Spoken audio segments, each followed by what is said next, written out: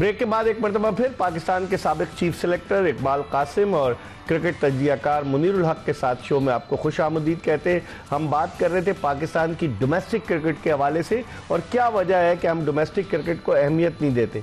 इकबाल भाई, test cricket की जिस तरह आप बात कर रहे हैं कि हम T20 के एक प्लेयर को उठा के टेस्ट टीम में डाल देते हैं। अब आप साउथ अफ्रीका की एग्जांपल ले लें। साउथ अफ्रीका की टीम, उन्होंने टेस्ट सीरीज जो न्यूजीलैंड के खिलाफ खेली उसमें उन्होंने तमाम नए खिलाड़ी आजमा दिए थे, लेकिन अब उनकी टीम फाइनल में पहुंच गई है ICC वर्ल्ड टेस्ट चैंपियनशिप के, और जिस तरीके से वो इम्प्रूव कर रहे हैं, तो क्या पाकिस्तान का डोमेस्टिक स्ट्रक्चर ऐसे नहीं हो सकता? दूसरे ये बताइए, कप्तानी की जो जंग है, लग रहा है कि कई कप्तानी के उम्मीदवार हैं, बाबर आजम भी हैं, मोहम्मद रिजवान भी हैं, उसके अलावा सलमान अली आगा को भी आपने लगा दिया है चस्का, उसके अलावा शाहीन शाह अफरीदी भी कप्तान रह चुके हैं, अभी शान मसूद हैं। तो आप नहीं समझते कि इतने सारे कप्तानों के होते हुए बोर्ड को अपनी अथॉरिटी को मनवाना होगा, वरना ही तो प्लेयर हर कोई चक्कर में लग जाएगा कप्तानी के? बात दुरुस्त है आपकी। इसका वाहिद हल ये है कि पाकिस्तान क्रिकेट बोर्ड को जो भी कप्तान की थिंक टैंक बनाए उसको 2 साल का पीरियड दे, 3 साल का पीरियड दे, कम से कम चलने दे उनको, ताकि सबके ताज़े ठंडे हो जाएं, आराम से बैठे कि ये 2 साल से पहले नहीं हटेगा। अब चाहे जीते हारे, क्योंकि एल प्लेट सब पे लगी हुई है, कोई परफेक्ट कैप्टन नहीं है। मैं कहूँ कि हाँ ये बहुत अच्छा कप्तान है, ये बहुत अच्छा कप्तान है, सब में गलतियां हैं, तो सीखेंगे गलतियों से ही सीखेंगे। लेकिन बोर्ड तो जो सेंट्रल कॉन्ट्रैक्ट देता है शान मसूद को, उसके आगे लिखता है सब्जेक्ट टू कैप्टेंसी, तो वो तो कहीं नहीं इसका होता मतलब है दुनिया इनके में जहन में था कि इसकी छुट्टी करनी है, और वो 140 से ज्यादा कर गया। उसी पे तैयारी करते हैं लड़के जो है कि वो देखते हैं कि यार ये तो अभी जाने वाला है, उसमें लिखा हुआ है सब्जेक्ट टू कैप्टेंसी, इसको सब्जेक्ट टू कैप्टेंसी इसको हटाओ। तो फिर इकबाल भाई, फिर ऐसे कैसे टीम आप बना सकते? यही तो बता रहा हूँ कि आपको फिक्स करना पड़ेगा। आप जैसे आप कोचेस से कॉन्ट्रैक्ट करते हैं, 2 साल के बुलाते हैं, 3 साल, वो भी भाग जाते हैं बेचारे, छोड़ जाते हैं। ऐसे ये कप्तान भी है, मगर उसको बनाएं और अपने पास शिक रखें कि भाई हम 6 महीने 8 महीने रिव्यू, हमारा थिंक टैंक रिव्यू करता रहेगा। 1 साल कम से कम दें। साल आपको 1 साल तक हम आपको देंगे और 1 साल हम रिव्यू करेंगे और आपके साथ बैठ के बातचीत करेंगे, और उसके बाद मुनीर, लेकिन आप बताएं ना मुझे कि अब कप्तानी अगर शान मसूद 147 नहीं करता तो शान मसूद तो बाहर था टीम से, लोग तो यही समझ रहे थे। और जिस तरह से रमीज राजा साहब तबसरे कर रहे थे, आपने देखा होगा जब उसने रन्स किए तो तारीफ के उन्होंने पुल बांध दिए, वरना उससे पहले क्या वो तबसरे कर रहे थे। तो आप नहीं समझते कि ये जो खिचड़ी पकती है अंदर, इससे भी तो फर्क पड़ता है ना टीम की कारकर्दगी पर? इकबाल, एक तो जो कैप्टेंसी की बात की है ना, कभी सेंट्रल कॉन्ट्रैक्ट हमने नहीं देखा कि किसी कप्तान को सेंट्रल कॉन्ट्रैक्ट दिया जा रहा है उसमें सब्जेक्ट टू कैप्टेंसी। इसका मतलब आप खुद क्लियर नहीं है, सिंपल एज दैट कि आप खुद क्लियर नहीं है उसको हम देखिए, अगर आपने दे दी तो वो टीम में है नहीं है, कैप्टन आपने बनाया तो आपको तो एतमाद हो, यानी आप भी ये समझ रहे हैं कि फॉर द टाइम बीइंग हम देखेंगे फिर क्या करते हैं। बाबर अभी दोबारा कप्तान बनते हुए नजर नहीं आ रहे, इकबाल शाहीन शाह अफरीदी नजर नहीं आ रहे, रिजवान का एक है कि रिजवान को फिर आप 2 फॉर्मेट के ऑलरेडी हैं, अब आप व्हाइट बॉल के रेड बॉल का भी बना दें, यही है जिसकी वजह से कुछ चीजें हमें उनकी बैटिंग में नजर आ रही हैं। कहीं वो दिल लगा के नहीं खेल रहे, कैच अलबत्ता उन्होंने 6 लिए, लेकिन दिल लगा के वो बैटिंग नहीं कर रहे। थोड़ा सा शान मसूद के लिए एक मौका अच्छा है कि अभी वेस्ट इंडीज की टीम आई है, इतनी अच्छी टीम नहीं है, 2-3 उनके नॉन प्लेयर हैं, बाकी सब बहुत कम टेस्ट मैच खेले हुए हैं, तो इनके लिए अच्छा मौका है। अगर ये 2-0 से सीरीज जीतते हैं तो एटलीस्ट ये फॉर द टाइम बीइंग ये मामला रुक जाएगा, क्योंकि आगे टेस्ट क्रिकेट दूर है। लेकिन मसला ये है कि पाकिस्तान जब किसी टीम को कमजोर समझ के खेलता है तो वो टीम हावी हो जाती है। बांग्लादेश का मिसाल हमारे सामने, और पिछले महीने उसी बांग्लादेश को वेस्ट इंडीज ने 2-0 से सीरीज हरा दी अपने होम ग्राउंड पर। तो आप बांग्लादेश से हार गए, बांग्लादेश ने वेस्ट इंडीज ने बांग्लादेश, अब तो आपके पास मौका है ना, सबक सीखे उससे। 4-4 फास्ट बॉलर आप खिलाते हैं बांग्लादेश के खिलाफ और टीम हार जाती है, फिर जब अब आपको वही अपनी स्पिन वाली स्ट्रेटेजी रखनी होगी। इकबाल भाई, ये मुनीर ने जिस तरफ निशानदेही की, आपका एक बॉलर 20 विकेटें लेता है 2 टेस्ट मैचेस में, एक बॉलर आपका 19 विकेटें लेता है। 19 वाले को आपने कहा कि चलें भाई वहाँ की विकेटें तेज हैं, इसको आराम कराओ, वो पेशावर से खेलता रहा। जो 20 विकेटें लेने वाला जब वो कैशेव महाराज को खिलाते हैं, क्या स्ट्रेटेजी ऐसी नहीं होनी चाहिए थी कि एक बॉलर तो ऐसा हो ना लेफ्ट आर्म, आप खुद भी लेफ्ट आर्म बॉलर है?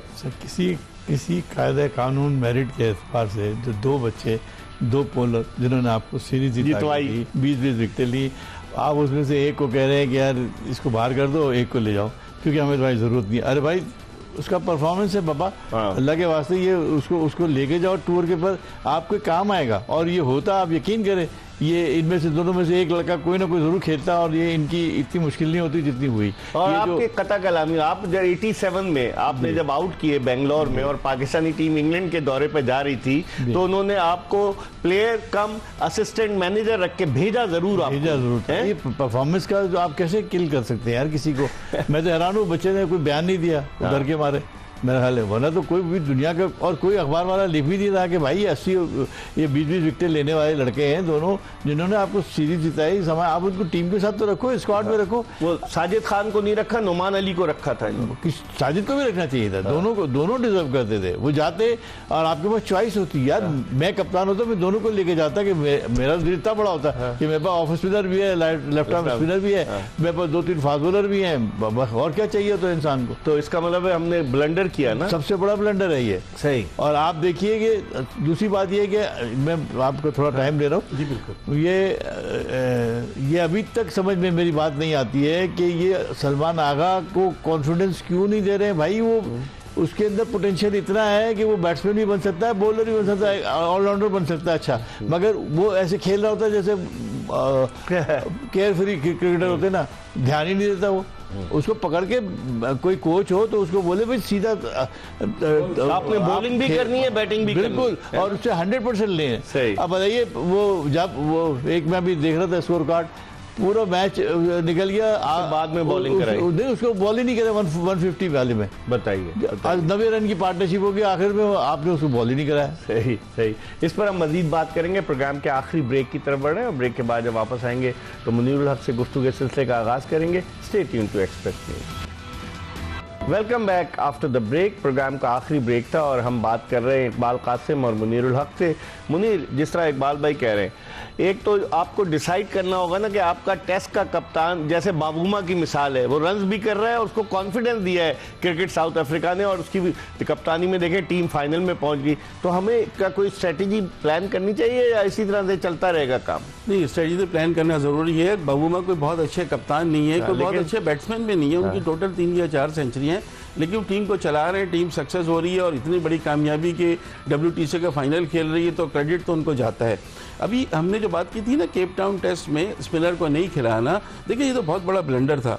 उसकी वजह से सलमान अली आगा ने 40 ओवर्स किए हैं। इसका मतलब ये है कि स्पिनर्स की आपको वहाँ कमी साफ महसूस हो गई। वहाँ क्यों नहीं खिलाया पहले सेंचुरियन में? ये नहीं, वही मैं कह रहा हूँ ना, नहीं सेंचुरियन में तो फिर भी देखिए विकेट ऐसी ही थी, लेकिन बॉलिंग कम कराई ना उससे। मैं आपकी बात बिल्कुल सही है, लेकिन यहाँ तो ऐसे अब 2 दिन आपके फास्ट बॉलर जो हैं वो इतना थके हैं कि किसी में कोई हिम्मत नहीं थी। आप देखिए कि किसी से कोई स्पीड नहीं, 120, 125, 130, चाहे अब्बास हो या मीर हमजा हो या खुर्रम शहजाद फिर भी शुरू में आके जान मारते हैं, कुछ कोशिश विकेट भी निकाल रहे थे, लेकिन बाकी में वो नहीं था। तो एक तो ये ब्लंडर था आपका ना खिलाना। दूसरी बात ये कि अब आप यहाँ पे अब स्ट्रेटेजी आपको, मेरा ख्याल तो वही स्ट्रेटेजी रखनी पड़ेगी जो इंग्लैंड के खिलाफ थे, स्पिन विकेटें बनाए और साजिद को भी खिलाए, नोमान को भी खिलाए, इकबाल भाई और अबरार को भी खिलाए। ये कह रहे हैं कि साजिद, नोमान, अबरार सबको खिलाएं, तो भाई खिलाड़ी का कॉन्फिडेंस नहीं होगा। एक सीरीज में आप बाहर हैं, एक सीरीज में आप इन हैं, तो इससे उसका कॉन्फिडेंस मुतासिर नहीं होगा क्या? नहीं होगा, लेकिन देखें अब बात यह है कि वो तो आउट करके गए हैं, 20-20 विकेट लेके गए हैं, इनको तो खेलने की आर्ज है कि हम और खेलें, अपना अच्छा परफॉर्मेंस है। और स्पिनर के लिए जैसे फास्ट बॉलर को ग्रीन विकेट देख के होता है कि यार मैं खेलूं, हाँ ऐसे ही स्पिनर को देख के, स्पिनर विकेट है टर्निंग तो दिल करता है खेलो यार, तो ऐसे ही उनका भी दिल करेगा खेलने को, क्यों नहीं करेंगे वो। लेकिन एक बात मैं आपको बताना चाहता हूँ आपके तवज्जुह से कि देखिए दुनिया की नज़रें आपके ऊपर हैं। आप बिल्कुल अगर ऐसी विकेटें बनाएंगे कि 2 दिन के अंदर या 3 दिन के अंदर मैच खत्म हो जाए और जीतने के लिए, तो आपको फिर प्रॉब्लम आएगा, बहुत ज़्यादा बैकलैश आ सकता है। आप स्ट्रैटेजी बनाएं, 2 टेस्ट मैच हैं, आप एक टेस्ट मैच के लिए अच्छी सी जो भी स्पिन विकेट बनानी है वो बना लें, और एक ऐसी बनाएं जिसमें बैटिंग को भी फ़ायदा हो, बॉलर को भी हो, जो टीम अच्छा करे हो। लेकिन एक आप अपने पॉइंट ऑफ व्यू से बना लें, उसमें कोई इशू नहीं। आप सीरीज भी जीत जाएंगे, अगर एक मैच जीत जाते हैं, 2 मैच की तो सीरीज़ है, तो उसमें कोई आपको कोई क्रिटिसिज्म भी नहीं होगा। लेकिन अगर आप चाहेंगे कि हम 2-0 से इनको ख़त्म करें, तो उसका बैकलैश भी आ सकता है। ये मैं नहीं कहता हूँ होगा नहीं होगा, लेकिन मुझे ऐसा लगता है कि वो फिर लोग कहेंगे कि यार ये लो स्टैंडर्ड विकेटें बना दी और ये कर दिया वो कर दिया। लेकिन मुनीर, जिस तरह साउथ अफ्रीका की विकेट्स थी, आप जब कहीं और जाएंगे, आप इंग्लैंड जाएंगे या आप न्यूजीलैंड जाएंगे या आप कहीं किसी और मुल्क में खेलने जाएंगे, ऑस्ट्रेलिया जाएंगे, टेस्ट मैचेस की बात कर रहा हूँ, तो वहाँ की विकेटें तो आपके लिए बिल्कुल ही एक अजनबी सी विकटें होंगी, आप फंस जाएंगे वहां तो जाके। देखिए बिल्कुल आप सही कह रहे हैं, ऑस्ट्रेलिया में तो 28 साल से कोई टेस्ट ही नहीं जीते हैं, साउथ अफ्रीका में कब से नहीं भी जीते? लगातार हम हार रहे हैं। आई थिंक 2013 के बाद से तो बड़े बाहर ममालिक में बहुत कम आपकी होता है, और ऑस्ट्रेलिया और साउथ अफ्रीका में तो शायद कोई टेस्ट हम नहीं जीते। लेकिन यहाँ बात ये आती है कि देखिए होम ग्राउंड पर हर कोई अपना एडवांटेज लेता है, आपको भी अपना एडवांटेज लेना लेकिन चाहिए। लोगों की इंटरेस्ट जो है चैंपियंस ट्रॉफी की तरफ होगा ना, इस सीरीज पे इतना होगा इंटरेस्ट वेस्ट इंडीज नहीं, टेस्ट मैचेस तो है ना इकबाल, बेशक इसका वो भी नहीं है, WTC फाइनल WTC से पाकिस्तान बाहर हो गया है। पाकिस्तान बाहर हो चुका है।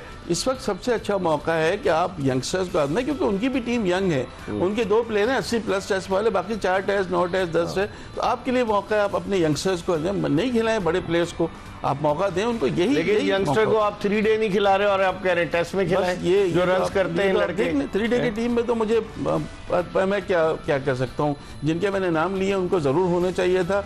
और अब नाम लेने से नहीं होता, अगर आप परफॉर्मेंस देख रहे हैं तो टॉप 3 बैट्समैन और टॉप 3 बॉलर्स को तो आपको मौका मिलना चाहिए ना, हाँ। क्योंकि इसका मतलब है कि वो फॉर्म में आउट करके दे रहे, फिर कब उनको मौका मिले। कभी आइंदा कोई प्रोग्राम करेंगे तो इस पर मजीद बात करेंगे, लेकिन इसके साथ ही एक्सप्रेस स्पोर्ट्स पेज की ये एपिसोड अपने इख्तिताम को पहुंची। मुनीरुल हक और इकबाल कासिम की गुफ्तगू आपने सुनी। इंशाअल्लाह अगर जिंदगी ने वफा की तो अगले शो में फिर आपकी खिदमत में हाजिर होंगे। मिर्जा इकबाल बेग और एक्सप्रेस न्यूज़ की पूरी प्रोडक्शन टीम को इजाज़त दीजिए। अल्लाह हाफिज।